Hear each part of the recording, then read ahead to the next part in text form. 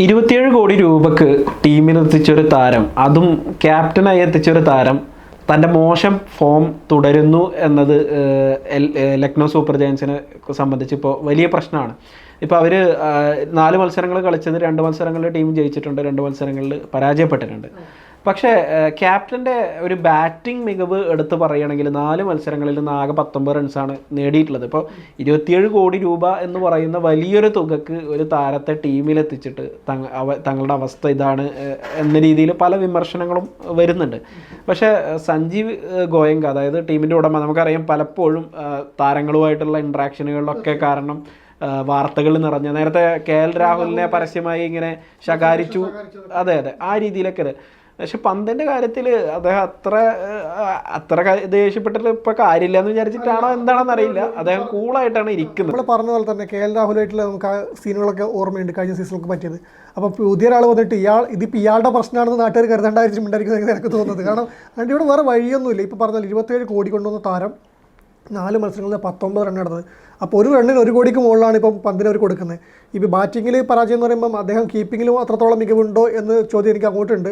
അത് ആ സ്റ്റെമ്മിങ്ങൊക്കെ നമുക്ക് ഓർമ്മയുണ്ടല്ലോ, സ്റ്റെമ്മിങ് മിസ്സാക്കി കാര്യങ്ങളൊക്കെ ഉണ്ട്. അപ്പം ഋഷഭ് പന്തിൻ്റെ ഇന്നിങ്സിൽ ഒരു വലിയ ട്രാജിക് ഘട്ടത്തിലൂടെ കടന്നു പോകുന്നു ഞാൻ പറഞ്ഞത്. അദ്ദേഹം പരിക്കുന്നൊക്കെ മോചിതനെ സൂപ്പറായി തിരിച്ചു വന്നതാണ്, ദേശീയ ടീമിലേക്ക് എത്തിയൊക്കെയാണ്. പക്ഷേ ഞാൻ പേഴ്സണലി പറഞ്ഞാൽ പന്തിൻ്റെ T20 ഇത്രയൊക്കെ പ്രതീക്ഷിക്കുന്നുള്ളൂ എന്ന് എനിക്കിപ്പോൾ പറയേണ്ടി വരും. കാരണം അങ്ങനെ എന്തോ തോന്നുന്നില്ല പന്ത് ഇതിലേക്കുള്ളിൽ ഇപ്പോൾ വരുന്നുണ്ട്. കഴിഞ്ഞ മത്സരത്തിലാണെങ്കിലും അദ്ദേഹം ഔട്ടായ രീതി വളരെ നിരാശാജനകമാണ്. കാരണം അദ്ദേഹം അടിക്കുന്ന ഒരു എങ്ങോട്ടാണോ അദ്ദേഹം, അതെ അത് അടിപൊളി ക്യാച്ചാണ്. പക്ഷെ ആ ക്യാച്ച് എന്ന് പറയുമ്പോൾ അത് ഒരു എഫേർട്ട് ഇട്ടെടുത്താണ്. കോർബിൻ ബോഷിന്റെ ഒരു എഫേർട്ട് ഉണ്ട്, സബ് ഫീൽഡറായിട്ട് വന്നിട്ടുള്ള ഒരു എഫേർട്ട് ഇതിൽ നമ്മൾ കാണാൻ കഴിയില്ല. പക്ഷെ അദ്ദേഹം ലെഗ് സൈഡിലേക്ക് വെക്കുന്ന പന്താണ് ഇങ്ങോട്ട് ഇതിലേക്ക് വരുന്ന, ഓഫ് സൈഡിലേക്ക് ഇങ്ങനെ ഇത്രയും സിമ്പിളായിട്ടൊരു ബോൾ ക്യാച്ചായിട്ട് വരുന്ന. കൃത്യമായി കണിയൊരുക്കാൻ ഹർദിക്കിന് പറ്റി എന്നുള്ളതിനാണ് അതിൽ വരുന്നത്. അപ്പോൾ ഇതിൽ ഈ പറഞ്ഞത് അദ്ദേഹത്തിൻ്റെ ഋഷഭ് പന്തിന് ടീമിൽ നായകനായിട്ട് ഇപ്പം 2 മത്സരം ജയിച്ചു, 2 മത്സരം തോറ്റു. അതിൽ വലിയൊരു പ്രശ്നം നമുക്ക് കാണാൻ വേണ്ടി പറ്റുന്നില്ല. മികച്ച രീതിയിൽ നയിക്കുന്നു എന്നൊക്കെ വേണമെങ്കിൽ പറയാം. പക്ഷേ ടീമിലെ താരങ്ങൾ നന്നായി പെർഫോം ചെയ്യുന്നു എന്ന് അതാണ് ഈ പറഞ്ഞ നമുക്ക് വരുന്ന താരങ്ങളൊക്കെ ബാക്കിയിൽ ഇപ്പം ബാറ്റിങ്ങിൽ ടോപ്പിലെ പുരാനായാലും ഏത് താരങ്ങളായാലും മികച്ച രീതിയിൽ ബാറ്റ് ചെയ്യുന്നുണ്ടാക്കുന്നുണ്ട്. പക്ഷെ പന്തിന് ടീമിന് എന്തൊക്കെ സംഭാവന ചെയ്യാൻ പറ്റുന്നുണ്ട് എന്നൊരു ചോദ്യത്തിനാണ് ബാക്കി. നായകനാണ്, ടീം ജയിക്കുന്നുണ്ടല്ലോ എന്നിട്ട് നായകന് വേണ്ടി മാത്രം 27 കോടി കൊടുക്കാൻ ഗോയങ്ക തയ്യാറായത് എന്നൊക്ക് പറഞ്ഞാൽ വിശ്വസിക്കാൻ കുറച്ച് ബുദ്ധിമുട്ടൊക്കെയാണ്. കാരണം ഇതേപോലെ കളിക്കുന്ന താരങ്ങൾ, പക്ഷെ നായകൻ വേണമെന്നില്ല യാതൊരു സംശയമില്ല. മികച്ച നല്ല ടീം ഉണ്ടായാലും മികച്ചൊരു നായകൻ ഇല്ലെങ്കിൽ ടീം പരാജയപ്പെടും. അത് കാണേണ്ടതുണ്ട്. പക്ഷേ ഇതിലിപ്പോൾ സംഭവിക്കുന്ന പന്തിൻ്റെ ബാറ്റിങ്ങിലാണ് നമുക്ക് T20 പ്രതീക്ഷ കൊടുക്കുന്നത്. അദ്ദേഹം ബാറ്റിങ്ങൊക്കെ സ്ഥാനക്കാരൊക്കെ കിട്ടി ഇറങ്ങി എന്നൊക്കെയാണ്, സ്വന്തം പ്രൊമോട്ടൊക്കെ ചെയ്ത് ഇറങ്ങിയിട്ടൊക്കെ ഉണ്ടായിരുന്നു. പക്ഷേ ഒന്നും അദ്ദേഹത്തിന് അങ്ങോട്ട് കൊടുക്കാൻ വേണ്ടി പറ്റുന്നില്ല. ഇപ്പം മറ്റേ മുംബൈയുടെ തിലക് വർമ്മയുടെ കാര്യങ്ങളൊക്കെ പറഞ്ഞാൽ ലാസ്റ്റ് കുച്ചിക്കടിച്ച് കയറിപ്പോണ്ട അവസ്ഥ ആ രീതിയിലേക്കാണ് ഇപ്പോൾ കാര്യങ്ങൾ പോകുന്നത്. പക്ഷേ അതിനൊന്നും നിൽക്കുന്നില്ല. അതിന് മുന്നേ തന്നെ വിക്കറ്റ് വലിച്ചെറിഞ്ഞിട്ട് പോകുന്നുണ്ട്. ഇന്നലത്തെ ഇന്നിങ്സ് കാണുമ്പോൾ നമുക്ക് അദ്ദേഹം ഈ സൈബ് പറഞ്ഞാൽ തന്നെ ബാറ്റ് ഇടത്തോട്ട് വെച്ച് വലത്തോട്ട് പോകുന്നത് എന്തിനാണ് അവിടെ പിടിച്ചിരിക്കുന്ന അവസ്ഥയിലേക്കാണ് പോകുന്നത്. അപ്പോൾ പന്ത് അദ്ദേഹത്തിന്റെ ബോഡി കൺട്രോൾ ചെയ്തിട്ട് കളിക്കാൻ പറ്റുന്നില്ല എന്നുള്ളത് അത് കുറച്ച് മത്സരങ്ങളായിട്ട് നമുക്ക് ഫീൽ ചെയ്യുന്ന ഒരു കാര്യമാണ്. അപ്പോൾ അദ്ദേഹം ടെസ്റ്റ് കളിച്ച രീതിയിലൊക്കെ നമുക്ക് അന്ന് ചർച്ച ചെയ്തിട്ടുണ്ട്. അതായത് കമന്ററി ചെയ്യുന്ന ആളുകളുടെ ഭാഗത്ത് നിന്ന് സ്റ്റുപ്പിഡ് എന്നുള്ള വിളികളൊക്കെയാണ്. അതായത് എനിക്ക് തോന്നുന്നു സുനിൽ ഗവാസ്കർ തോന്നുന്നത്. അപ്പോൾ ഇപ്പോഴത്തെ കാര്യം പറയുകയാണെങ്കിൽ ഋഷഭ് പന്തിനെ സ്വാഭാവികമായിട്ടും അദ്ദേഹത്തിന്റെ മുമ്പുള്ള ടീം റീറ്റെയിൻ ചെയ്യുന്നില്ല. ആ സാഹചര്യത്തിൽ അദ്ദേഹത്തെ സ്വന്തമാക്കും, പല ടീമുകൾ സ്വന്തമാക്കും എന്നൊക്കെയുള്ള രീതിയിൽ ചർച്ചകളൊക്കെ പഞ്ചാബിനെതിരെ അദ്ദേഹം പറഞ്ഞ കമന്റുകളൊക്കെ ഓർമ്മയുണ്ടല്ലോ. പക്ഷേ ഇപ്പോൾ സഞ്ജീവ് ഗോയങ്ക പറയുന്നത് ഋഷഭ് പന്തിനെ അങ്ങനെ കൈവിടില്ല എന്നുള്ളതാണ്. ഇപ്പൊ KL രാഹുലിനായിട്ട് ആ രീതിയിൽ കലിപ്പിലായി, KL രാഹുൽ വേറെ ടീമിലേക്ക് പോയി. ഇനിയൊരു അങ്ങനെ ഒരു KL രാഹുൽ മികച്ച പ്രകടനമാണ് ഇപ്പം അവസരങ്ങളൊക്കെ പുറത്തെടുക്കുന്നത് പറയണല്ലോ. പക്ഷെ ഈ പറയുന്ന പോലെ ഋഷഭ് പന്തിനെ സപ്പോർട്ട് ചെയ്യുന്ന രീതിയിൽ ഒരു ഗ്രേറ്റ് ലീഡർ എന്നാണ് അദ്ദേഹം വിളിക്കുന്നത്. ഋഷഭ് പന്ത് ഒരു ലീഡർഷിപ്പ് ക്വാളിറ്റി ഉള്ള ആളാണ് എന്നാണ് അദ്ദേഹം വിളിക്കുന്നത്. മാത്രമല്ല 27 കോടിയല്ല 28 കോടിയാണെങ്കിലും ഋഷഭ് പന്തിനെ എടുക്കുമായിരുന്നു ടീമിൽ എന്നും കൂടി അദ്ദേഹം പറയുന്നു. ആദ്യം പറഞ്ഞതിന്റെ ബാക്കിയാണ്. ഇനിയിപ്പോൾ പറഞ്ഞിട്ട് കാര്യമില്ല, എന്തൊക്കെ പറഞ്ഞു പിടിച്ചേക്കണം. കയ്യിൽ നിന്ന് പോയി ഇനിയിപ്പോൾ പറഞ്ഞു പിടിച്ചേക്കാൻ അത്രയേ ഉള്ളൂ, അതേ ഉള്ളൂ. പക്ഷേ ഈ പറഞ്ഞാൽ നമ്മൾ പറയുമ്പം 27 കോടി കൊടുത്ത് പന്തിന് കൊടുക്കുമ്പോൾ അത്ര വലിയ 27 കോടി 2 ചോദ്യങ്ങളൊക്കെ വന്നേക്കാം. പക്ഷേ പന്തിന് 27 കോടി കൊടുത്താൽ അദ്ദേഹം ആദ്യത്തെ ഈ 4 മത്സരത്തിൽ ഏതെങ്കിലും ഒരു മത്സരത്തിലെങ്കിലും അതിൻ്റെ പൊട്ടൻഷ്യൽ കാണിച്ച് നമുക്കിത് പറയായിരുന്നു. ഇതിപ്പം നമ്മൾ ഈ 4 മത്സരം വെച്ച് മാത്രം പറയുന്നത് ഒരു റണ്ണിന് 1 കോടി എന്നൊക്കെ അതിൽ കാര്യമില്ല. പക്ഷേ ഈ 4 മത്സരത്തിൽ ഏതെങ്കിലും മത്സരത്തിൽ 27 കോടി മുതലായിട്ടുണ്ട് എന്ന് തോന്നിച്ചിട്ടുണ്ടോ എന്നുള്ള കാര്യത്തിൽ സംശയമുണ്ട്. ഗ്രേറ്റ് ലീഡർ എന്ന് പറയുന്നത് നമ്മൾ നേരത്തെ പറഞ്ഞു കഴിഞ്ഞു. ടീമിനെ വിജയത്തിലേക്ക് നയിക്കാൻ വേണ്ടി 2 മത്സരം നയിക്കാൻ വേണ്ടി അദ്ദേഹത്തിന് കഴിഞ്ഞിട്ടുണ്ട്.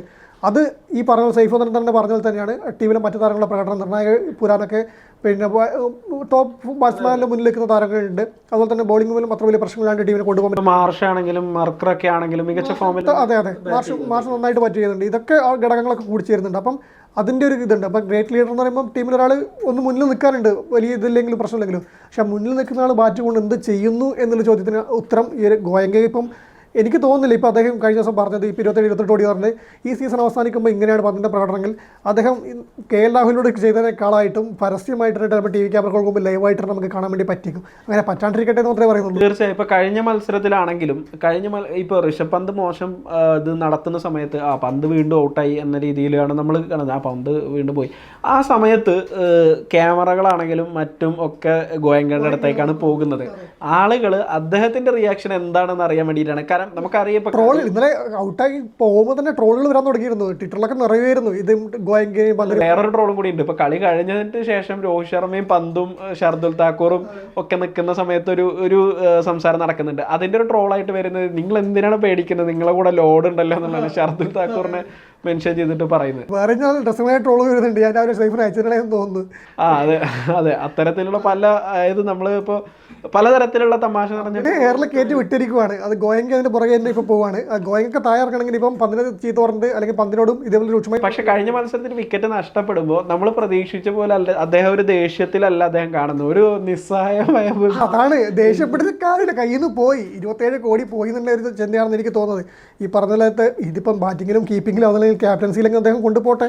27 കോടിക്ക് ഒരു 17 കോടിക്കുള്ളത് മുതലാക്കി കൊടുക്കട്ടെ എന്ന് പ്രതീക്ഷിക്കാം. പക്ഷേ ഗോയങ്കയുടെ ഇപ്പം പറഞ്ഞ ഭാവം ദേഷ്യം. ഗോയങ്ക വിചാരിക്കുന്നുണ്ടാവുക അദ്ദേഹം തിരിച്ചു വരുന്നുള്ളതാണ്. ഋഷഭ് ഇനിയിപ്പോൾ 4 മത്സരങ്ങൾ കളിച്ചിട്ടുള്ളൂ, അദ്ദേഹം തിരിച്ചു വന്നേക്കാം, അദ്ദേഹം വരട്ടെ, അദ്ദേഹം ടൈം എടുക്കട്ടെ. ഒരു ടൂർണമെന്റ് തുടങ്ങുന്ന സമയത്ത് തന്നെ ഒരു താരത്തിനെ നമുക്ക് ഇപ്പം അങ്ങനെ നോക്കുകയാണെങ്കിൽ വിമർശനങ്ങൾ കേൾക്കേണ്ട ഒരുപാട് താരങ്ങൾ ഇപ്പോൾ നിലവിൽ ഉണ്ട്.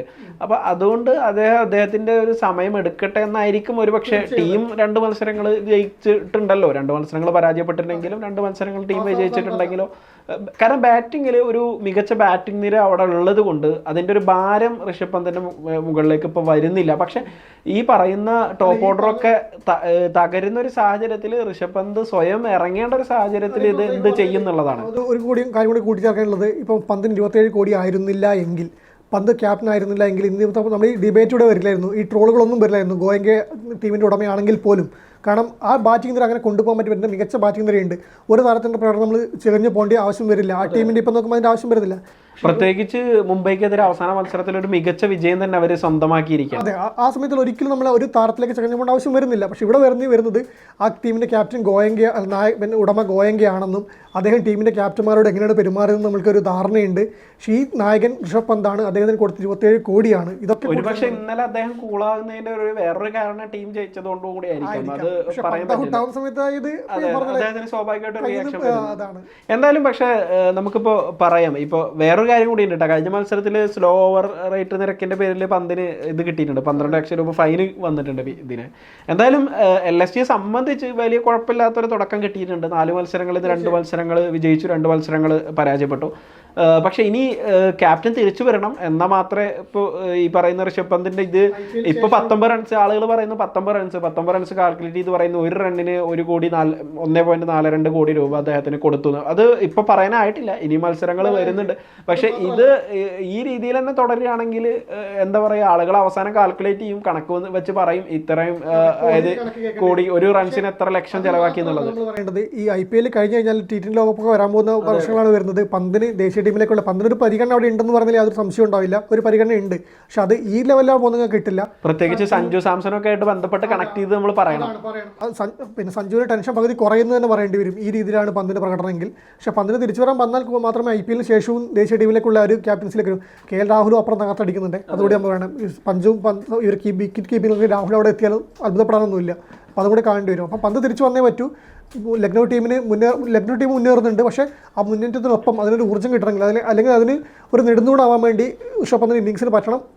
പന്തിന് ബാറ്റ് കൊണ്ട് അത് മറികടക്കാൻ വേണ്ടി പറ്റണം. തീർച്ചയായും. ഇപ്പോൾ പന്തിനെ കുറിച്ച് പറയുകയാണെങ്കിൽ അങ്ങനെ നമ്മൾ തള്ളിക്കളയേണ്ട ഒരു താരമല്ല അദ്ദേഹം. ഏത് നിമിഷവും ശക്തമായി തിരിച്ചു വരാൻ കഴിവുള്ള ഒരു താരം തന്നെയാണ് അദ്ദേഹം. കാരണം മുമ്പ് നമ്മളത് പലപ്പോഴും കണ്ടിട്ടുള്ളതാണ്, അദ്ദേഹത്തിൻ്റെ ഒരു വെടിക്കെട്ട് ബാറ്റിങ്ങും. പിന്നെ നമുക്കറിയാം അദ്ദേഹത്തിന് പലപ്പോഴും ഈ പറയുന്ന കൺട്രോൾ ഇല്ലായ്മ പലപ്പോഴും ഉണ്ട്. ഇപ്പോൾ കയ്യിൽ നിന്ന് ബാറ്റ് തെറിച്ചു പോവുക, ആ രീതിയിലുള്ള ഒരു ഒരു അത് ആ രീതിയിലുള്ള ഒരു ബാറ്റിംഗ് ആണ് അദ്ദേഹത്തിന് നമ്മൾ കാണാറുള്ളത്. പലപ്പോഴും ചില ഷോട്ടുകളൊക്കെ എന്ന് പറഞ്ഞു കഴിഞ്ഞാൽ നമ്മൾ ഇത് എന്ത് ഷോട്ടാണെന്ന് അന്തം വിട്ട് പോകുന്ന തരത്തിലുള്ള ഷോട്ടുകളൊക്കെ അദ്ദേഹത്തിന് നമ്മൾ കാണാറുണ്ട്. ക്ലവർ ഇന്നിങ്സ് ആണ് മറ്റേ പലരും പറയാറുള്ളത്. അതെ അതെ, എന്തായാലും അദ്ദേഹം തിരിച്ചു വരട്ടെ. ഈ പറയുന്ന ഗോയങ്കയും ഹാപ്പി ആകട്ടെ, ലക്നൌവിന്റെ ആരാധകരും ഹാപ്പി ആകട്ടെ എന്ന് നമുക്ക് പ്രതീക്ഷിക്കാം. തീർച്ചയായും.